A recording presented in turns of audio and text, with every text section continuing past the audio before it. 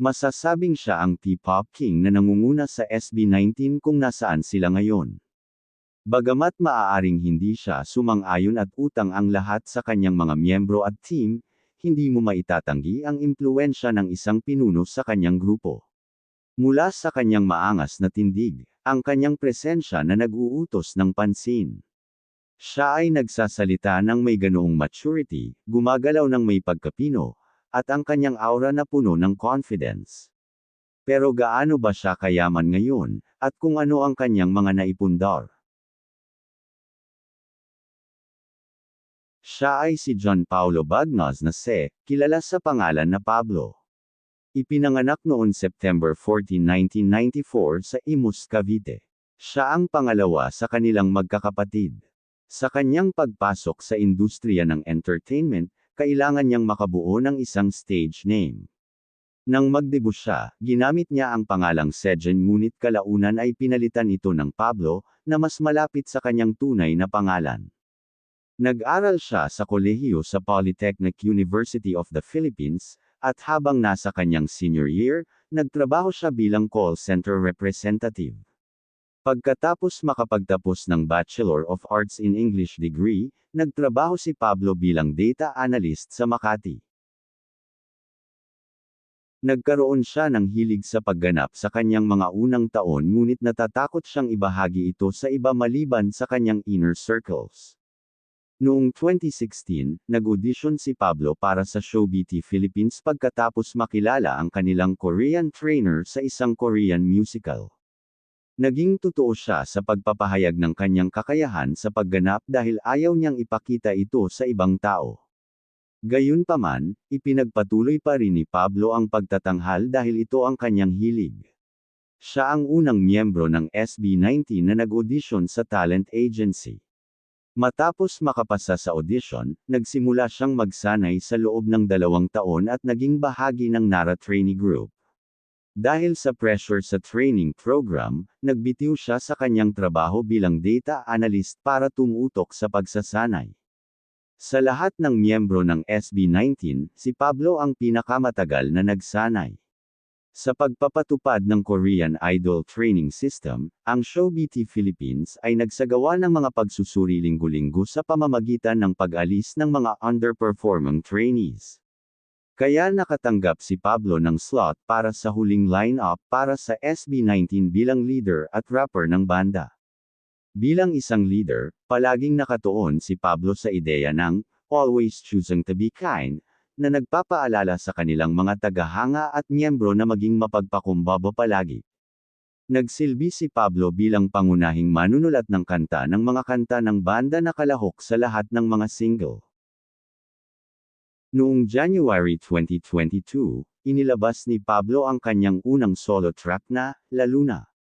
Sinimulan din niya ang kanyang karera sa paggawa sa labas ng SB19 kasama ang hip-hop group na Plan R&B song, Love.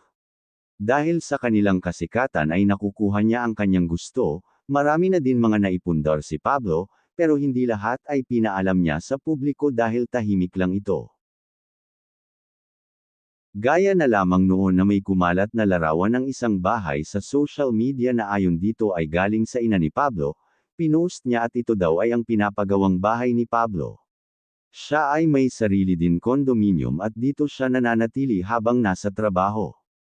Siya ay may mga ordinaryong sasakyan din ginagamit, pati mga motorcycle ay mayroon din si Pablo.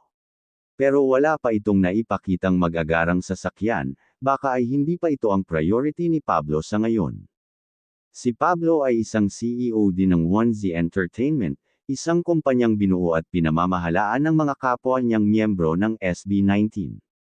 Halos 1 taon na ang nakalipas, noong October 1, bumuo ang SB19 ng sarili nitong kumpanya, siya ang nakaupo bilang Chief Executive Officer ng 1Z, kasama ang nakatatandang kapatid ni Justin na si Julian, Yani, de Dios bilang Chief Operating Officer naman.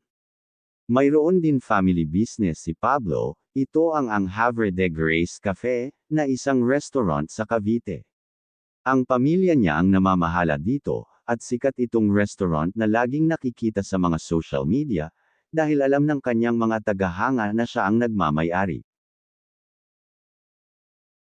Gaya ng ibang celebrities, walang nakakaalam sa saktong net worth ni Pablo, ngunit ayon sa ibang mga website, ang kanyang net worth ay estimated $2 million, o 115 million pesos. Kasama ang lahat ng kanyang mga investments, social media, business at pati na ang kanyang pagiging solo artist ngayon.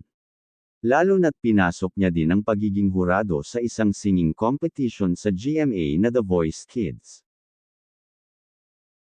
Sa panayam ng Philippine-based news outlet na GMA News, ibinunyag ng singer ang mga katangiang hinahanap niya sa kanyang magiging girlfriend. Aniya, "I want someone who is dedicated to what she does. I want her to be happy and focused on everything she does."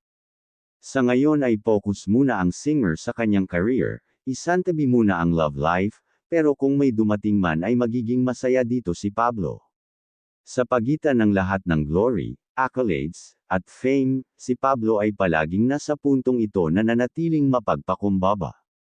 Sabik na suportahan ang kanyang mga miyembro at iangat sila. Madaling iwagayway ang mga titulong, pinuno, at ang kanyang tungkulin bilang pinuno. Bilang pangunahing songwriter at producer ng SB19 sa simula pa lang, ang dedikasyon ng taong ito sa kanyang craft ay palaging kung bakit ang kapwa-atin at ang kanyang mga miyembro mismo ay nagtataglay ng matinding paggalang sa kanya. Sinabi pa ni Pablo, na ang pagiging isang pinuno ay ang pagiging isang magulang at gampanan ng parehong mga tungkulin. Magkasabay ang isang ama at isang ina. Kailangan mong mahanap ang balanse sa pagitan ng iyong malambot at matitigas na kasanayan upang mapaunlad ang paglaki at positibong pagbabago sa mga miyembro. Ikaw ang palaging unang tatayo, mamahala, at sumubok sa tubig, tinitiyak na ligtas ang mga ito para sa lahat. May ilang mga traits and qualities na kailangan para maging isang epektibong pinuno, ngunit para sa akin, ang pagkakaroon ng mahusay na pakiramdam ng pananagutan ay isang bagay na dapat taglayin ng isang pinuno. Dapat mong gabayan at impluwensyahan ang mga tao sa isang ibinahaging layunin.